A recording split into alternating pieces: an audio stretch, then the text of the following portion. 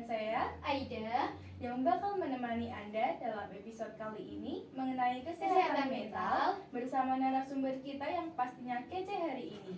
Selamat datang Kak Iva. Halo, gimana? Iya, halo, selamat jumpa ya, sampai jumpa. Salam jumpa. Aduh, ini saking dinginnya kita agak sedikit beribet, nggak masalah ya. Karena memang cuaca di Kota Blora saat ini lagi hujan, seperti itu.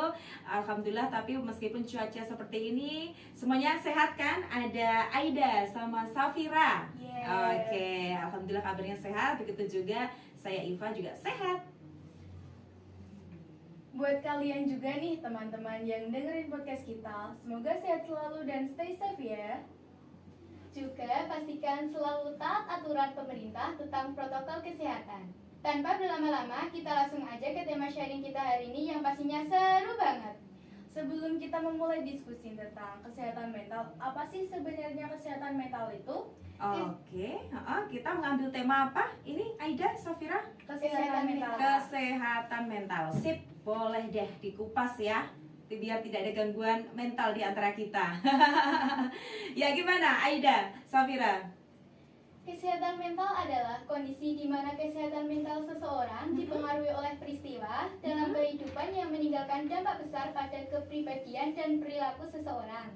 Gangguan mental juga dapat mengubah seseorang dalam menangani stres dan berhubungan dengan orang lain. Oke, kita langsung aja nih berbincang seru seputar tema podcast kita hari ini dengan Kak Iva. Boleh, silakan. Ya. Oke, langsung aja nih Kak. Aku mau tanya, apa saja sih Kak gejala dari gangguan kesehatan mental itu sendiri? Oke, terima kasih Aida Safira atas waktunya. Gangguan mental ya, gejalanya gitu ya ditanya ya. Gejala gangguan mental itu ternyata bervariasi loh ya. Pada jenis gangguan yang dialami pastinya bervariasi sekali. Di antaranya mungkin contohnya ada sering sedih. Ayo, di antara kamu siapa yang sering sedih? Hati-hati gangguan mental ya. Apalagi sedihnya itu berkepanjangan. Susah move on nih. Nah, jadi itu harus segera diatasi ya. Perasaan tidak berguna, sering menyalahkan diri sendiri, putus asa gitu ya. Nah, perubahan suasana hati yang drastis juga itu merupakan juga gangguan mental ya gejalanya. Sering merasa takut secara berlebihan, over takutnya over gitu ya. Apalagi yang suka sering ada gangguan tidur. Nah, insomnia. Nah, seperti sulit tidur, mudah ngantuk atau gangguan pernafasan itu juga merupakan gejala-gejala awal gangguan mental. Nah, perubahan nafsu makan misalnya seperti makan terlalu banyak atau terlalu sedikit. Gimana nafsu makan Aida sama Safira? Aman Kak. Aman ya. Oke, ada juga kehilangan kemampuan untuk konsentrasi. Nah, biasanya kamu di sekolah konsentrasinya biasanya fokus, tapi kali ini sangat terganggu. Nah, itu merupakan gejala loh gangguan mental loh ya. Jadi perilaku yang tidak wajar, misalnya saja tiba-tiba teriak-teriak tidak jelas, berbicara yang atau tertawa sendiri nggak jelas gitu ya. Kita boleh kalau ngomong sambil senyum, tapi kalau senyum-senyum sendiri lebay itu kan satu dipertanyakan juga gitu ya. Jadi hal tersebut merupakan gejala-gejala gangguan mental yang bisa kita lihat pada seseorang. Nah, apalagi yang namanya gejala kecanduan nikotin atau alkohol itu juga nggak boleh ya, karena hal tersebut sangat merusak jiwa dan fisik kita. Seperti itu banyak sekali, karena memang harus diperhatikan dari gejala-gejala tersebut merupakan atau condong ke gangguan jiwa atau gangguan mental gitu. Biasanya kan segala gejala ada penyebabnya Kak. Jadi apa nih penyebab gangguan kesehatan mental itu? Untuk gangguan mental itu juga disebabkan berbagai faktor juga ya. Kalau tadi gangguannya banyak sekali, bervariatif. Untuk penyebabnya juga faktor pendukungnya juga banyak sekali, Aida, Safira ya. Yang pertama itu faktor genetik, keturunan. Ada riwayat gangguan kesehatan mental dari keluarga.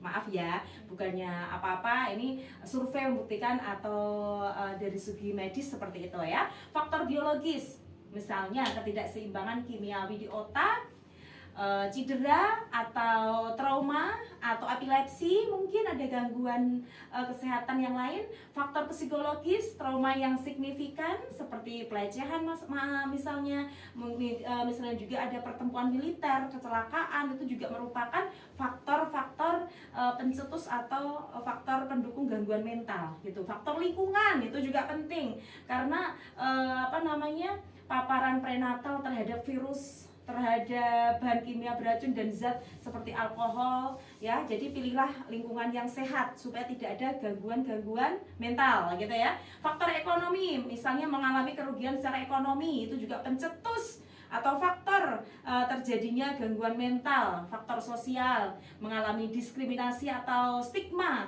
Nah, atau mungkin di lingkungan itu lingkungan perumahan misalnya, atau lingkungan kita buruk. Nah, itu juga pencetus atau faktor terjadinya gangguan mental gitu ya. Faktor kesehatan, misalnya mengidap kondisi medis serius, mungkin penyakit-penyakit yang mematikan sehingga gampang down, ya enggak? Kembali lagi ya itu tadi. Jadi kalau mudah teriak, nangis, tertawa sendiri mungkin karena mentalnya sudah sangat terganggu karena ada indikasi penyakit-penyakit tertentu yang merisaukan dirinya gitu ya. Faktor peristiwa traumatik, misalnya ditinggal seseorang yang sangat berarti, misalnya orang tua dan lain sebagainya. Faktor pandemi juga, kemarin kita dilanda pandemi segitu hebatnya membuat kita trauma, kadang bahkan sampai ada yang stres ya, gangguan di mentalnya seperti itu sih. Jadi faktor-faktor pencetus itu banyak sekali. Jadi memang kalau faktornya itu ada ya memang harus segera ditangani gitu.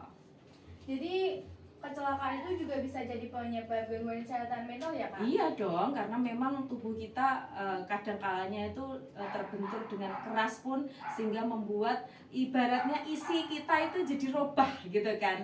Ibaratnya saking kerasnya tekanan waktu kecelakaan itu, fisik kita mungkin berubah sehingga mengalami gangguan mental itu tidak tertutup kemungkinan kan? Yeah.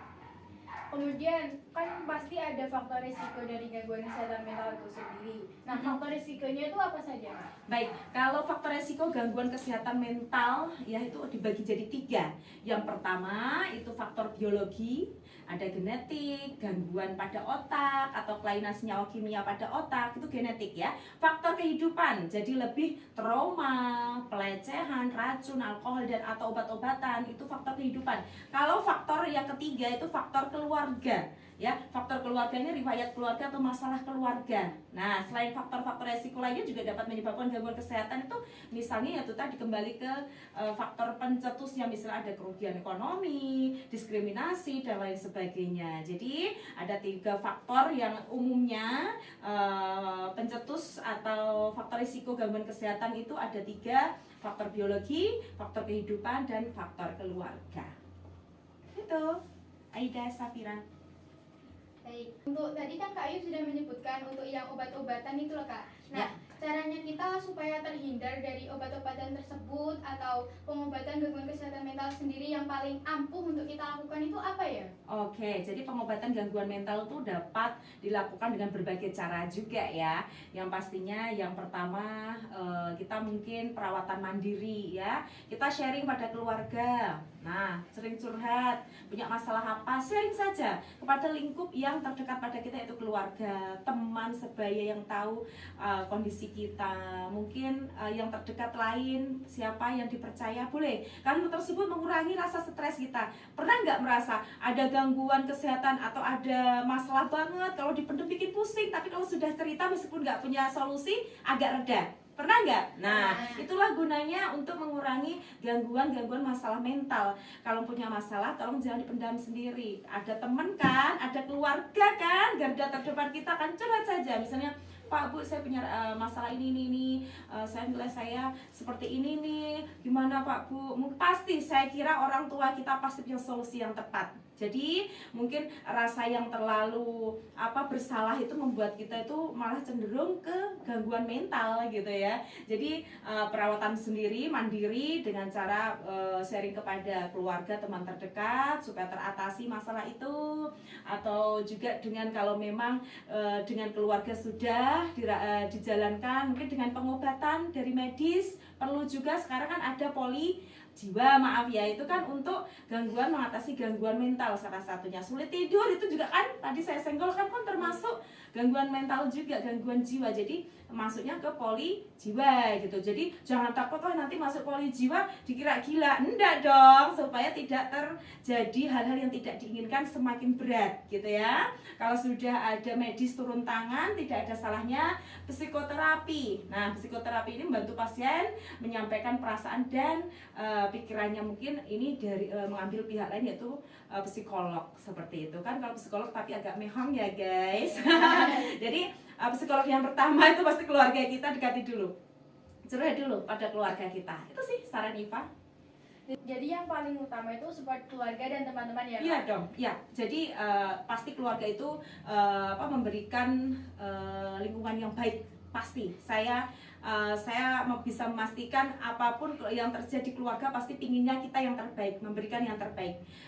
Dan maka dari itu, karena teman itu juga circle terdekat kita, pilih teman yang baik. Ya, kalau misalnya teman itu maaf, ada yang menyodorkan hal-hal yang tidak diinginkan, misalnya kayak narkotika tadi disenggol, ya udah jangan. Oh maaf, saya tidak seperti itu, ya udah tinggalkan saja. Saran saya itu tinggalkan perlahan supaya tidak dia agak tersinggung ya. Kalau diajak baik tidak mau, ya udah tinggalkan saja. Pilih lingkungan yang baik, karena lingkungan kita kan banyak ya, tinggal pilih. Jadi itu pilihan kamu. Jadi kalau pilihanmu baik, insya Allah juga jadinya baik gitu.